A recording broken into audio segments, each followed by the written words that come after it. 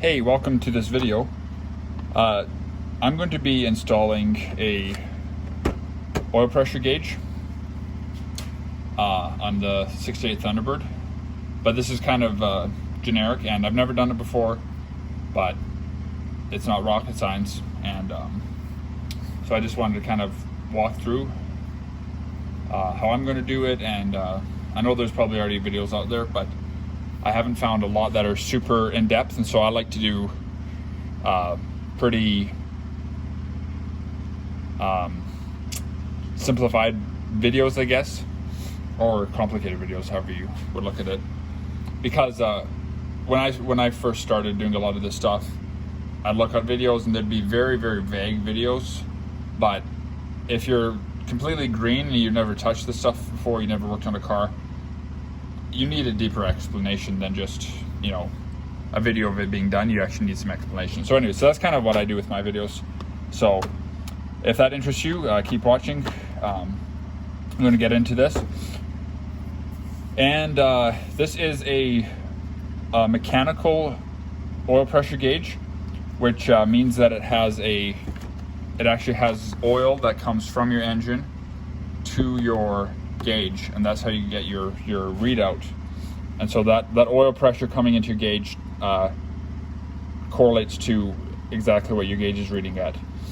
There's also electronic gauges, which rely on just on a ground signal from your block, which is what I currently have on the car. I'll get into that in a bit, but essentially it's not working on my car, and so I'm going to be going to this. And the reason I'm going with a mechanical gauge, some people may also refer to it as a fluid gauge, but the reason I'm doing that is because I want to have really instant readout. And from all the research I've done, oil, a mechanical / fluid gauge will give you your quickest readout. Some sources that I've read say that electronic gauges are more accurate. Some say fluid are more accurate. I don't really know, but I think one thing that is pretty well agreed upon is that a mechanical gauge with a fluid line going to it will give you your fastest readout. And with the application in my car, I need to know like instantly if I'm getting oil pressure drop, because I'm running kind of like high performance stuff out of a stock pan, so I need to watch that. So this is I ordered all this, or I actually bought this stuff from a local what do you call it, like a performance parts store, Mopac, for those of you in the Edmonton area, or also in it's in BC. I forget where it is. Anyway, so there's one in British Columbia, one in Edmonton. So I do order a lot of stuff online, but when I can, I like to order it in person. It's also nice that way because they can kind of help set you up, as you know, providing that the guys know what they're talking about, and the guys seem to be pretty knowledgeable there. And then if you got the wrong thing, it's much less hassle. You know, it takes me half an hour to get there from where I live, and I can just take my parts back if I need to, instead of trying to do an online return. So anyways, this is the part number here, and I think this is the actual autometer part number.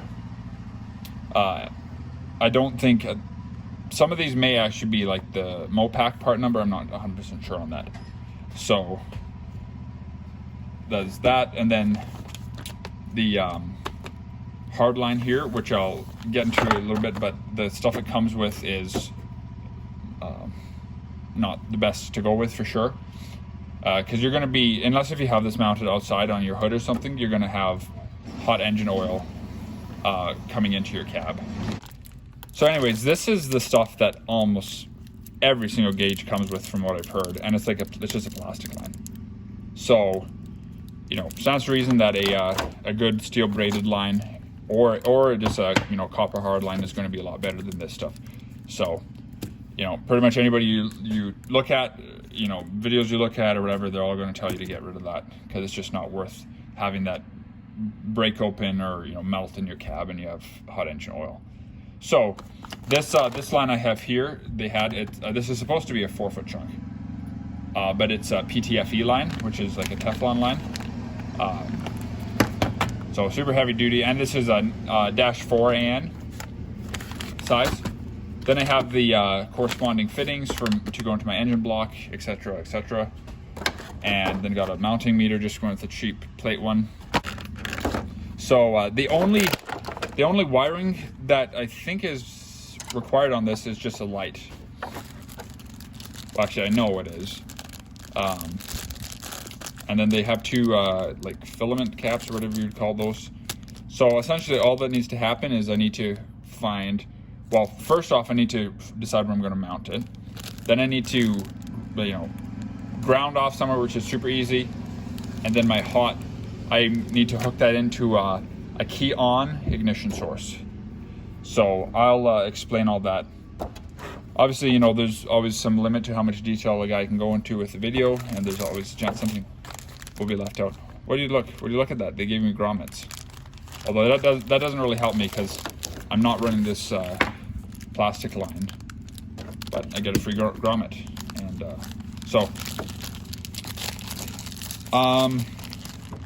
comes with some fittings. I didn't know that. They still gave me some fittings, but that's fine because I don't think these are actually AN fittings. Maybe they are. So I'm gonna have to kind of experiment around a little bit with these and find out what they all sent me with, but I don't think those are really gonna. I already have these, but they're just like they're not compatible with the line that I have. So, so yeah, that's about it. Comes with a little. So this guy mounts, I think. Actually, that would almost work the way it is. I could almost mount it just the way it is. So these, this is a autometer, like I mentioned, and it says Sycamore, Illinois, USA, and I can't find anywhere on the box where it says anything else. So I can only assume they're made in Sycamore, and that's what I've heard. So I love going with a good American-made brand if I can. But what I do have is a fitting that goes into my into the back of my gauge. Where did it go? So it goes right onto here, and then it has a -4 AN male side to it, which will hook up to my line. And then I have an adapter here that's as a 1/4-inch pipe thread, which will screw into my engine block, and then another male -4. All right, got it mounted where I think I'm going to leave it for now. I can always move it later if I so desire, but I've always been a little crazy, a little different, so that's maybe why I put it on the dash. I don't know how common that is. But anyways, that made the most sense to me with the way I have it set up. It had even crossed my mind to put it outside of the car, but this is where I settled on. So I don't want it right in my line of vision. I could have put it out here, and I just kind of screwed it to the dash. I wouldn't do this, other than the fact that I've already kind of,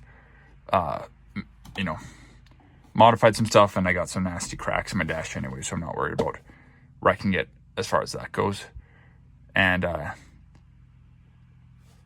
just widened the angle of the tab so it sits exactly, the angle I like it at. It's not perfect, but it'll do for now. I'll see how it goes. But yeah, anyways, more commonly you might put it, by my voltage regulator or something. But if I'm racing, especially, like two-hand here and here, the camera's pointing pretty straight on. So if I had it down there, I would completely be blocking it. And I need, like I mentioned, I need instant readout. At least until I can establish, that I'm good as far as the oil pressure goes. And, things like my tach, it doesn't matter as much, but I can still see that. I just got a quick glance down. But my oil pressure, with it being right there, it's not too far over because I don't have to point my eyes too far, but it's just a really quick glance with my eyes and I can see my pressure. So anyways, that's why I put it there, and it'll be easy to move. And the other reason too is because with my dash taken apart and kind of, you know, weight reduction, I can actually get really good access to right through here, make it nice and easy to run my line. It'll be accessible, but the biggest thing is it's just super easy to see here. The only place it would be easier is right here, but so anyways, gonna get that hooked up, gonna get the light in there probably next, and set up. I'm gonna have to, they don't give you much light, so I'm gonna have to connect some, or sorry, they don't give you much wire, so I'm gonna have to connect some wire. So yeah, it's just sitting there, sitting happy in there. There's supposed to be like a stopper in here, according to the instructions, to keep the pointer situated a little off of 0 for shipping purposes. That did not appear to be in there, so hopefully that's okay. I mean, nothing appears to be broken. I guess we'll see how it reads out. So yeah, the light just goes in here, and then there's, actually I don't even know if they sent the screws with it or not, but there's, I think would be 2 little screws to hold it in. Either that or it's a twist in style. So I'm gonna probably do the, I don't really like red light, so I think I'm gonna do the blue lens, the green blue lens, and then I will show where I'm gonna hook in. I got my dash open. Well, that's one of the reasons I got in my dash, just so I have really easy access to everything and to take weight off. So will be no problem. I'll probably just tie in with one of my other ones here, just splice in, because I have these 2 hooked up with my dash lights already. So it's key on, dash on. So yeah, oh yeah, the good clarification, not only key on, but key on, dash on, because otherwise the light will be on, you know, all the time you're driving, even the day, and obviously you could burn out your bulb faster, etc. So yeah, key on, ignition, or lights on is what I want that to be. Or in fact, just lights on would be the same, because on this car, I don't think you have to have the ignition on to turn your lights on. The one thing I should mention too is if you're not sure where to tie in, some cars like GMs and stuff might have an extra spot in the fuse box you could splice in a wire to. With me, the way I gutted the wiring, I stole a couple leads that were going to previous lights, such as like the dome light. Actually, I don't know if that was one in particular, but anyways, like I stole like a radio light wire thing, a few things like that. So all that to say, I'm not worried about overloading the system. And it should all be fused, even if you did overload it. But it's still better not to have, like, you know, I'm exaggerating, but not to have like 20 lights all running off of the one lead wire. So, but anyways, they're small bulbs. I should be fine to tie into. I think I'm going to tie in probably with my voltmeter light, the feed for that. And then also you use the correct gauge wire. So this is 16 gauge here. And that appears to be what they came with. Now, I don't know why they gave me such a short splice. I don't know how much I need. I had this piece loose, so I'm going to give myself a lot of extra. And I modified, I turned my last pair of crimpers into another tool for actually doing hardline, aluminum hardline. So if you're interested, you can check that out. So I had to buy another pair of cheap Princess Auto crimpers. So I'm going to use, should be, oh man, it's been a long time. What size are those? The red ones? I think those are about 16 gauge. I actually made a video on that, but I forget what I even said in the video. Yeah. So typically you want about like 1/4 inch-ish.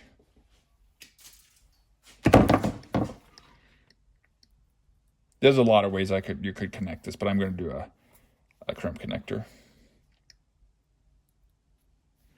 And then I'm going to get it set up corresponding red to red.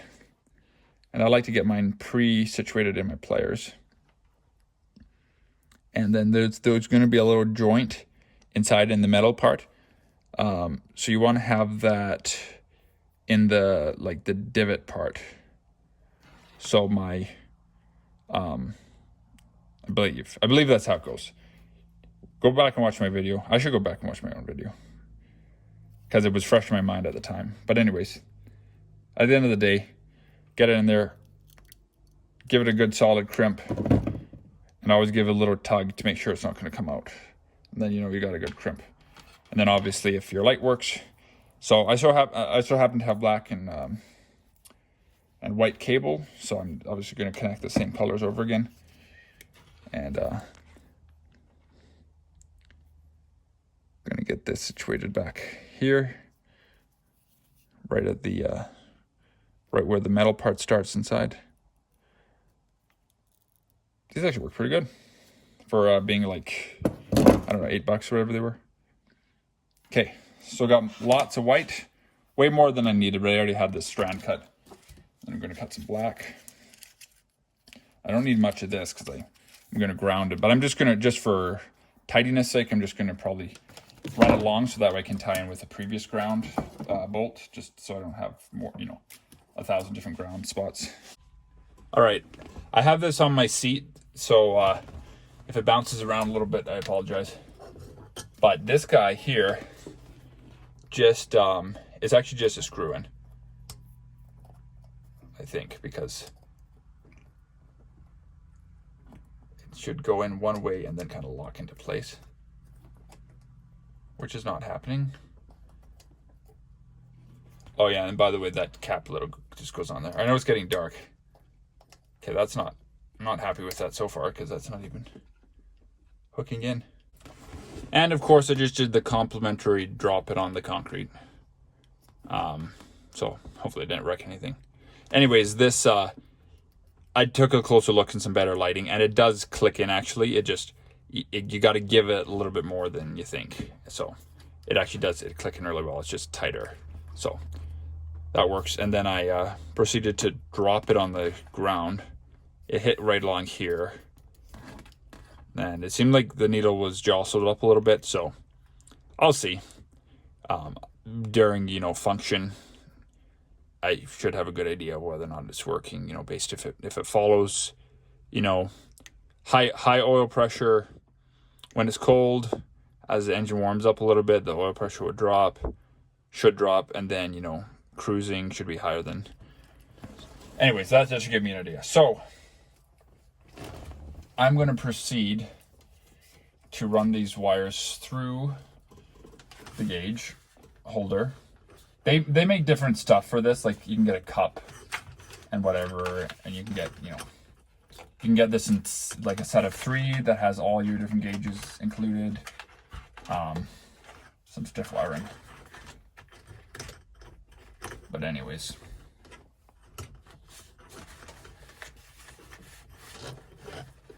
Okay.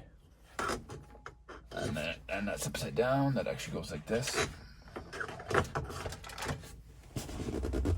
Okay.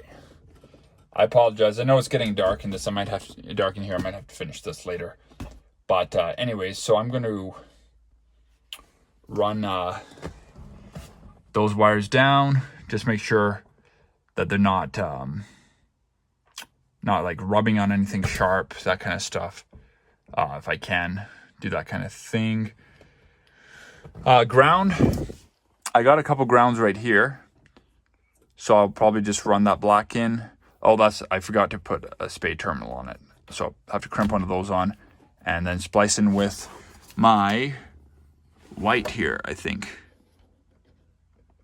Yeah, because the yellow going to this is a key on constant power. So when the key goes on, it reads out the voltage, and the white should be my my light. So anyways, I'm going to splice into that, and then I'll test on my light. But yeah, that's about it. Just apply those same principles. Like I said, I can't get into. I forgot into all the nitty-gritty detail and film the entire video the entire process, it would be like, 2 hours long. So the highlights. And as always, forgot to mention this, but as always, unplug your negative side before you do any kind of electrical work like that. Anyways, so I'm gonna put it back on. And try it out. So if I remember correctly, these lights turn on without the key in. I should know by now, but got my third ground running hooked up here, and then I just did a 3-way splice off of the wire here. So pull the switch here, and yeah, it's dim, which is odd. It's hardly on at all. It is coming on, plenty enough to see it for sure. So I just thought it'd be brighter, but maybe that's a sign of a high quality gauge, because it kind of more matches the brightness of the factory lights. Obviously has a cap on it, so it's a lot more muted. These are just obnoxious how bright they are. Anyways, I think that's going to be it for tonight, so I'm going to pick up sometime later. All right, so I've been thinking about how to route this a little bit, and I'm going to attempt to go through the firewall and actually under the cowl and up through like that. I don't know, it should work as long as I can get a drill in there to drill out my hole. I've had this cowl on and off a few times. So as far as these, removing the windshield wipers, try to get this, it's spring loaded, this elbow. So if you kind of try to, when it's sitting on the car, try to push it down so this 90 degree is as flat as possible. And then it's basically just, you got to manhandle it, pull it straight off. But the flatter you can make this against here, because when it's, spring loaded, it's kind of like curled like this. So push that knuckle flat and then pull up. I have a plastic trim tool that you can kind of hook there and pull up, but that's basically all you're trying to do is overcome the strength of this spring-loaded clip here. And then as far as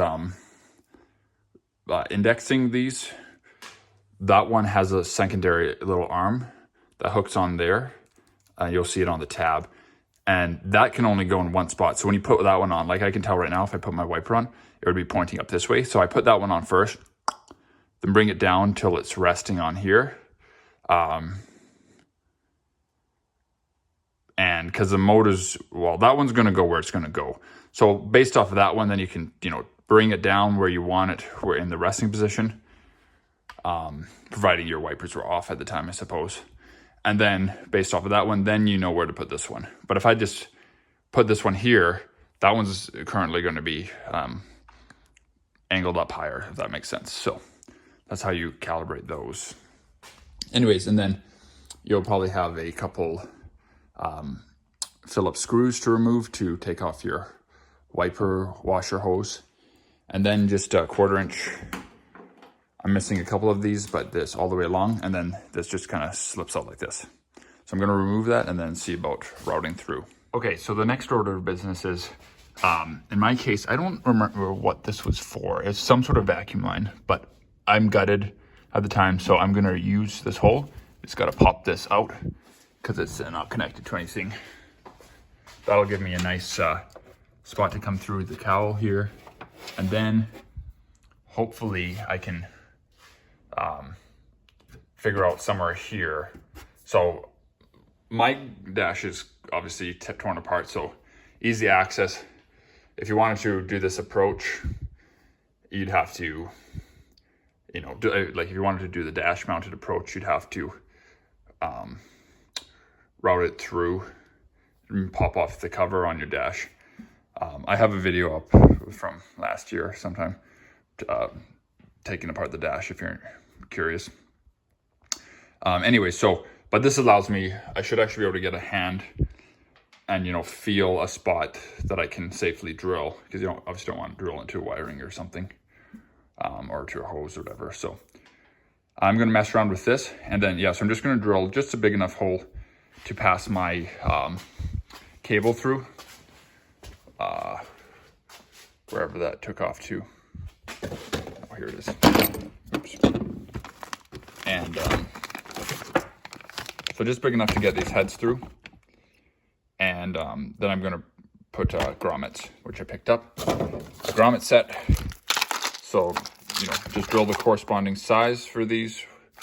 And there you go. All right, so I got it all preliminarily routed. And so you can see it popping through there. So it goes down and it kind of feeds underneath and it runs right beside the one of the dash braces. But anyways, the big thing is just making sure that it's not rubbing on anything, because that, you know, webbing or steel weaving on the hose would be pretty abrasive against like a wire. So it is touching a few metal spots, but they're smooth and it should be fine. So yeah, you definitely don't want it, you know, rubbing against a sharp object, but that stuff is pretty robust to begin with. So I got it routed through here. Unfortunately, I can't show under the dash, but that's how I did it. And I'll show you where I ended up putting these hoses, or the holes. So obviously, my first one, I got grommets in. This spot here actually was like double thick metal, so it's hard to fit this particular kind of grommet. But so I'm gonna have to keep an eye on that. You might be able to get away without grommets with this steel braided hose, but just to play it safe. For instance, like right now it's touching the underside of this, but that's fine because it's not any sharp edges. And then this is exactly where I popped it through.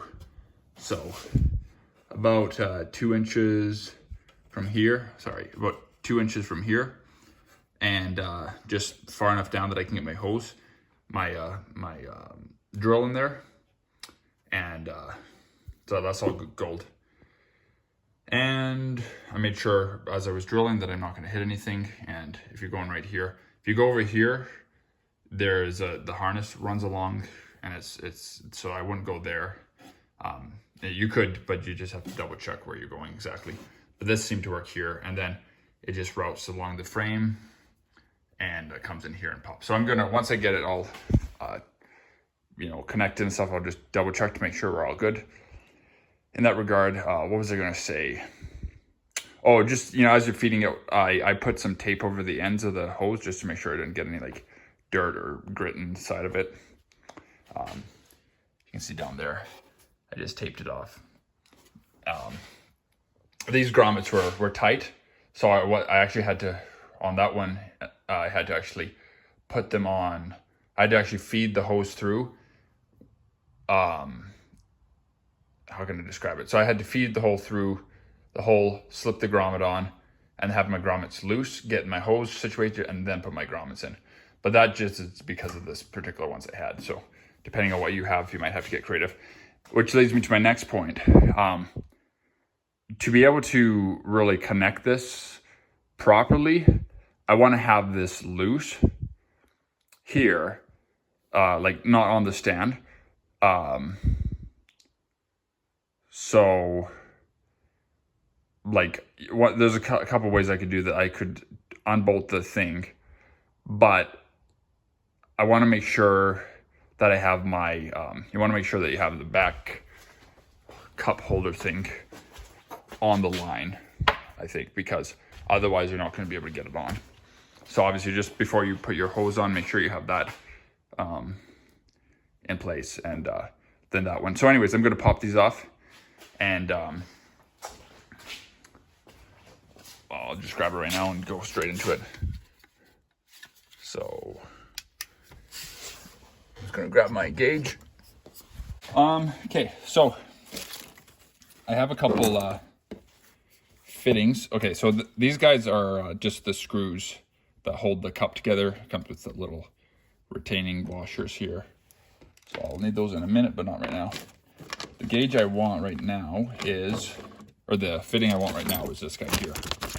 So that's the part number from Performance World, at least. And so it has just a little removable cap. So this is the fitting that goes onto the pump. Now, there's a little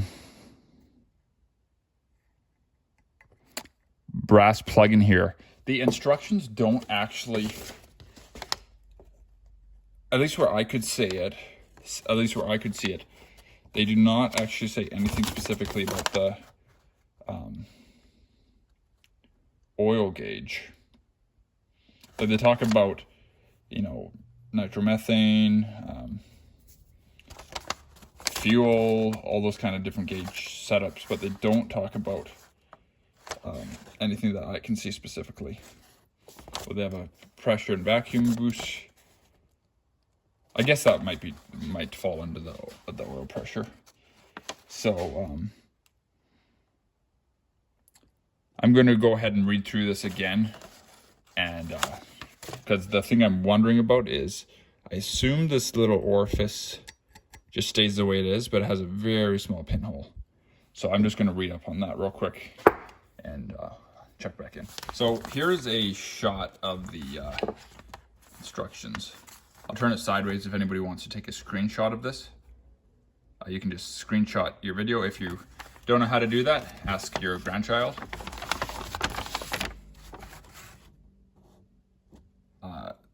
Just in case anybody is interested in reading this stuff. But, and this guy here. So there's that. Anyways, yeah, I don't see anything about removing this. It does say not to remove this. So, and it says on the pipe thread to use Teflon or sealing, which I was planning to do. Now, technically you should use like a oil resistant.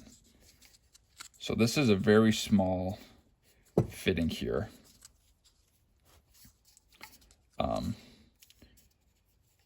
And so I'm gonna do a layer of this. It's just kind of awkward getting in here with the, so I'm gonna get this a little bit long. And always go opposite of your thread so it doesn't unravel. So because I'm turning it on this way, I want my loose end to be, I want to wrap around the same way it's going to screw on. And then make sure it's not coming over the face and not going to interfere with the front. And then I just, work it into the threads. This stuff here is gas rated. Technically, it's like plumbing, so that's probably talking more like like an actual gas, like a vapor gas. So this guy goes on here, and so I'm going to get that started by hand, obviously. Then I'm going to tighten it and make sure to hold this guy. So I'm going to grab my wrenches. Okay, so these are 9/16. So I can actually slip it over. So what I want to do is I want to hold, let's see what the best way to do this is. I want to be able to hold this in my hand. And again, like I'm kind of mansplaining this, but it's important that you do not let that bottom nut move because this is very sensitive. And these do not need to get torqued super tight. That's why, this is a big wrench, but if you're ever sure, use a smaller wrench use as small a wrench as possible. And, it's better to have a leak, in my opinion, and because then I can just go tighten it again, than to over tighten and I wreck my gauge. So I'm holding that bottom nut, tightening this top one down. And that's pretty snug there. Just got to make sure I can get. Ooh. Might have to. Okay, so I did put the closed end over, so you just have to make sure you line that up just enough so you can get your other wrench off, which I need to go a little bit more still, or tight or loosen it nicely. So maybe don't put that end over. There we go. Okay, so that's on. Just for reference, that's about, you don't necessarily expect to get it all the way in, because this, I believe these are both pipe thread, which means they tighten on themselves. So yeah, don't expect to get it all the way on. Now, on the other hand though, your AN fittings, I believe, are straight thread. I'm kind of new to the whole AN thing, still kind of wrap my head around it. So anyway, so that's mounted there. And then same thing when I tighten this guy, I want to make sure I'm holding this, and when I'm tightening on my AN. And then, I guess I could get into it now, is the one on the block. So the factory sending unit is electronic. You can see this dome thing here. So I'm gonna remove that. And same thing with the fitting that goes into the block, Teflon on that. And I'm gonna keep my wire there. I just gotta find somewhere. I'm just gonna probably zip tie it to something. But again, Teflon on here. This one would be a little bit easier to wrap. And, oh, that's the other thing I was gonna mention too, is if you are wondering why your mechanical gauge, like your electronic gauge, maybe doesn't work, you don't want to, or you want to avoid using pipe thread on an electronic sending unit. The reason being is because this needs to ground to your block. So pipe, you know, if it's leaking, you might have a big problem in your hands.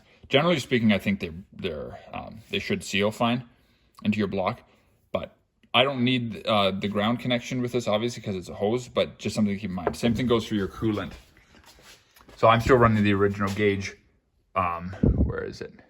It's kind of tucked up in here, but there's a brass sending unit that goes into the block, and I don't have Teflon on that. So you know, you want to just rely on the pipe thread because it needs to have a good ground. So if you put this on electronic system, it could interfere with your ground. All right, I got the sending unit popped off, and I know I have it already closed off here, but similar size orifice. So the guy on orifice on here, like by that I mean the hole. I think that's the right term. But anyways, a little bit smaller on this guy. So that's what came out. I'm gonna go pop this guy in and go. Okay, so I'm doing this one-handed. It's important with pipe fittings not to get too gung-ho on getting it tight, because you're not going to split your block, your engine block, most likely. That'd be pretty crazy. But I have split like water neck housings and stuff like that in my past life. And like I said, you know, this is pipe thread, so it'll seal on itself, and the Teflon will aid a lot. But this is a large wrench, but don't crank her down with a big, you know, 1/2-inch drive socket or something, you know. So just get her snug. If it leaks, you'll know. But I don't know if you can see that, but there's about 3/8 of thread left that didn't go in, and that feels pretty snug. All right, so turns out I don't know why I was thinking that you'd have to have this over the line, but you don't actually, because this can get mounted. I mean, maybe in some scenarios you need to if you can't fit it in there, but this can still rotate until I, you know, situate and tighten the knobs at the back. So all you need to do is just have room to get your wrenches on here. But with this, same thing, like you don't want to go all you know, ape-like on it, because and no sealing on these threads, because the 37-degree taper on both of these does your sealing job. So yeah, again, holding this guy and then tighten this down and get these snug, you know, not crazy, and then on the block, and that's about it. So gonna finish this up here and then show you what it looks like. Okay, so I got it all tightened down. I'm just gonna set my angle here that I like it once I'm sitting in the seat. But worked out just perfectly. And this is I actually didn't measure it before I put it in, but it's right around 4 feet, so it should be, but I don't know if it's like actually exactly 4 feet, but that is what it was specified as, to the best of my knowledge. So anyways, but it turned out to be just right. So that was a blessing for sure. But anyways, got it routed here, and turns down, runs it on the smooth side of the dash frame, and not even remotely, touching wires or rubbing. So that this routing does work really perfectly. And you could do the same thing with a stock dash. Obviously, if you don't mind putting some holes in your dash, and maybe putting a hole in your vent plate thing that goes here. So got that done, and then works out perfectly here. Comes through the grommet, and actually now that I have it routed, it doesn't touch anything. It comes straight down. Doesn't touch anything. Comes down to the block there.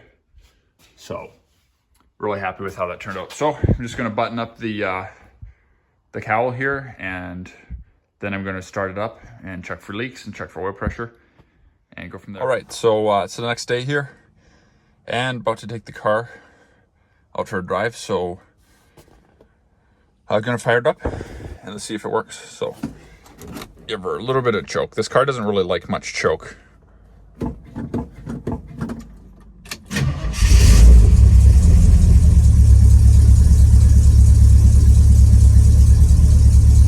Okay, so this is a 40 weight oil I'm running. See, does not like much choke. I barely got the choke, like barely closed, and it hates it. And it's like a cool summer morning, or a spring morning. It's May, so we're at 70. Anyways, what I was saying is a 40 weight. I forget, it's like a 5 or 10 W40 Lucas.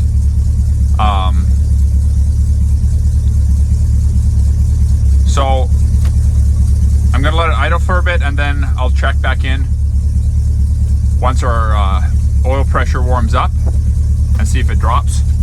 You can see no leaks back here. And let's check out the front.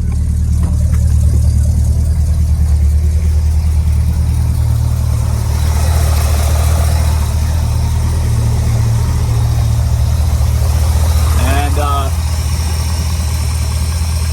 no leaks back here.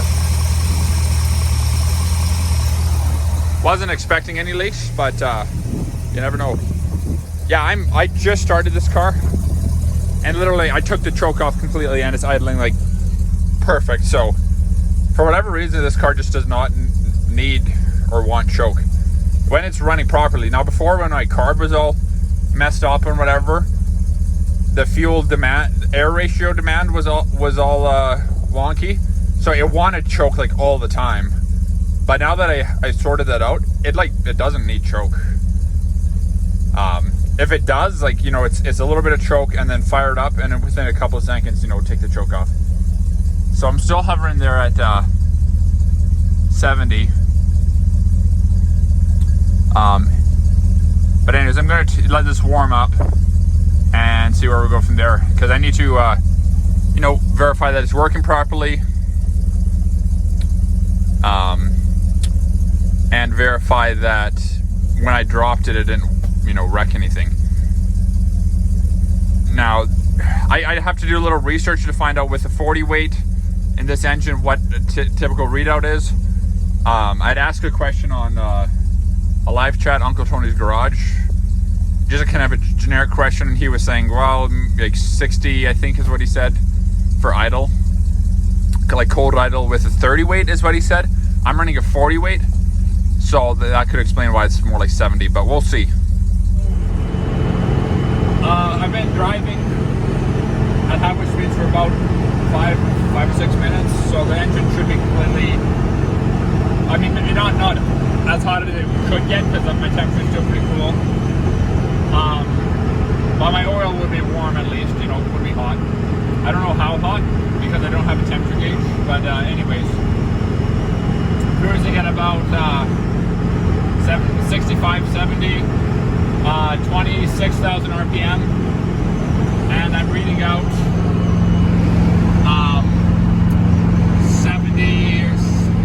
71 pounds or so. I don't know if you can see that. So when it's cold, it was reading closer to 79, and then as the oil warms up, it gets dropping down. But if you want to film this here as I accelerate. So there's a guy behind me. I'm just going to slow down a little bit. I'm going to come to a stop here so you can watch the oil drop. And it'll go probably to like 61. So I'm going, it's like 60 kilometers now. 25,000 RPM. And gonna let off.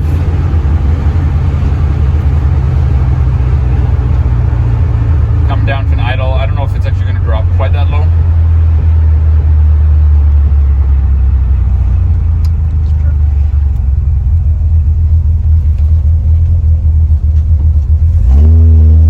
Yeah, so it dropped to like 61, 62. And as you can see, I don't know 100% sure if my temperature gauge is accurate. Last I knew it was accurate, like it was working. Something is telling me that it's maybe not reading quite on because it's a little on the cool side. The flex fan I have in here does seem to cool really, really well. It moves a lot of air. Like you might not pick it up, but when you're in the engine, you can just hear the whooshing of the fan. So it really pulls a lot of air. Anyway, so I don't know what temperature my oil's at right now. But anyways, it seems to be working. It responds, fast to my, cruising speed versus, idle speed. So, I'm gonna, when I pull into the driveway and I put it in park, I'll just show you what it's reading at there. Okay, so I'm in park, idling at, about 400 RPM or so, and you can see I'm right at like 60 pounds. She's running a little rough right now for some reason.